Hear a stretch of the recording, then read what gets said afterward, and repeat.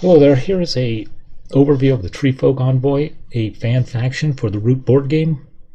Let's go over everything on the sheet and show you how it works.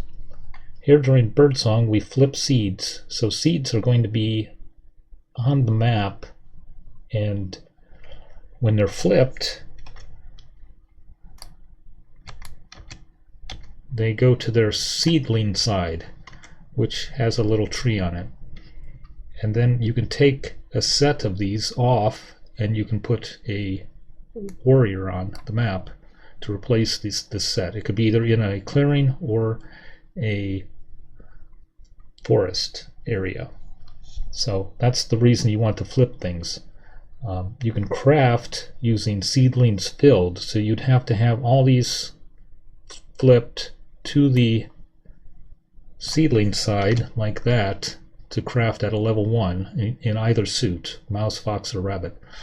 And then you need to fill in the rest of these to craft to a level 2. They're not really a strong crafting faction, so it's not something you want to necessarily concentrate on. So as I was saying, in daylight you can grow them. Once per turn you can take 3 different seedlings off the map, and then you can place a tree warrior in its place. And in the second phase of daylight you can do 1 plus the number of these showing, so there's 2, or there's 3 here because I actually took one off the map before, so let's actually put that one back. So you could do your first turn, you could do 1 plus these 2, that would be 3 actions here. So you can move, and every move is 1 action, and you can only move a tree twice, so that would be 2 actions. They also may carry 2 seeds or 1 seedling. They can carry 2 seeds or 1 seedling.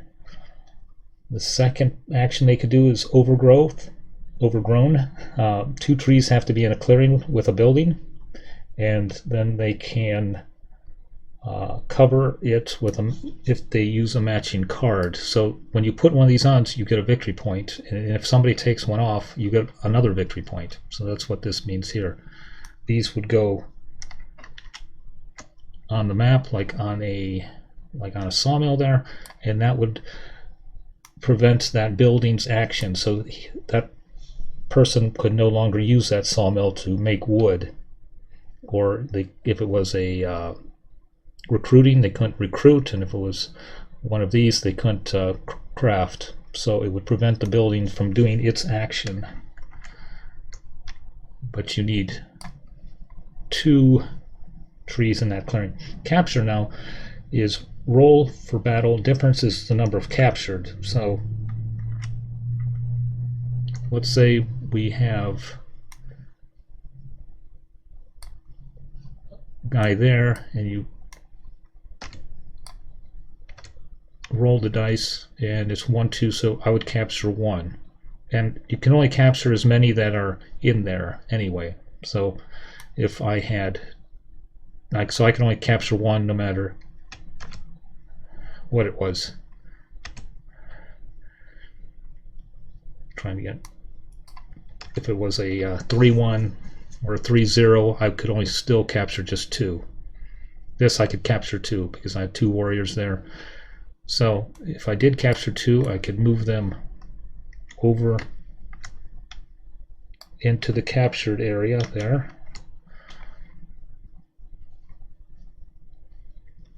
The other action would be lost in the forest. If 1 tree in a forest, discard a matching card to capture 1 warrior in surrounded clearing. That is a pretty powerful action. So if we have this guy here, and this is a mouse, that's a mouse clearing, he could discard, I don't know if I have any mouse cards, he could discard a wild card or a mouse card, and he could bring that guy, he could capture that guy there.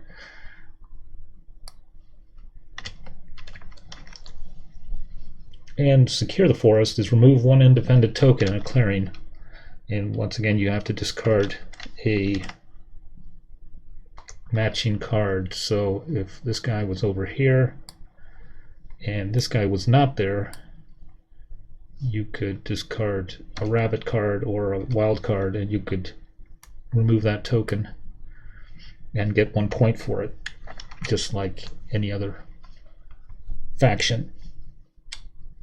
Now then, also, if you're being attacked, the number that they roll, so let's go here. Let's see if we can, yeah, here's the keep here. Let's just say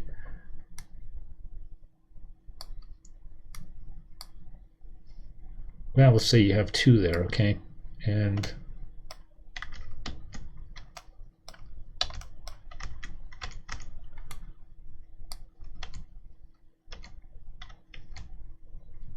roll those, and it's a 2-2. So they have 3 here, so they do 2 hits, but I block 1, so 1 guy's okay. The second hit, I get hit, so I have to take it away. But my hits mean that 2 guys get captured because I had 2 there. So I can capture those 2 guys. Oops, not the token, but we'll just, so you get the idea there. 2 of those guys would be captured, and my guy would return. So that's what it is if I'm being attacked, as opposed to me rolling for battle. Just to clarify that. Yes, and here it says can block 1 hit, and if I did have like seeds or seedlings in there, I could remove those first. If I was being attacked in a clearing with these, and I had, if they rolled a 3 or even like a, yeah, a 2, so one would be blocked, but the next one would be hit, so I could either move this or one of these seedlings.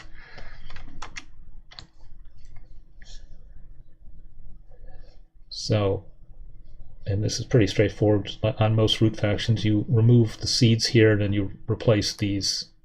Actually, over here, I took those out for that example. So that's how that would go. So during evening, though, you can release these captured, and by this chart here. But first, the faction that owns the warriors can choose to give me a card to free up 3. So they could give me a card and they could free these 3 up. If they don't want to do that, I could release 3 of them for 2 victory points or a card, or I could release 1 of them for 1 victory point or 2 if I wanted to. And I might want to release more because it's kind of, this faction is kind of a police of the forest. So, and then 3 victory points or 1 card for release 5 or more. And they go back equally in their ruled, well, occupied clearings, with starting with ruled, and then if no occupied, you just put them on the edge clearing. So, and then the important step here is dropping seeds. So in a forest, you can drop 1 seed per tree by revealing any card. Doesn't matter what suit it is, or what forest it is, or what the surrounding clearings are. In a clearing, you can drop 3 of these seeds and discard a matching clearing card.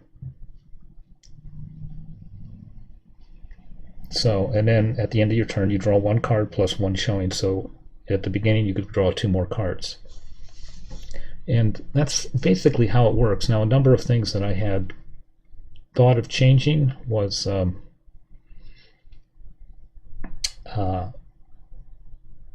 possibly this chart is kind of, I'm not sure about that.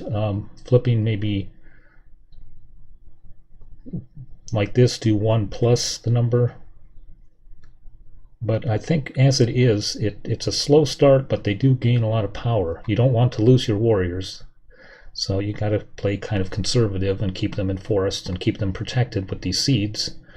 things like that. So, but eventually they can start putting these overgrowths out and really causing a lot of trouble like that. Also the move, I think the move, if they move very slowly, but if they move too fast, they can really do a lot of damage, I think. So I think it's good if they start slow, and it makes it kind of fair. Something I didn't show, I was going to show at the beginning, and I didn't, but on their board, the setup, the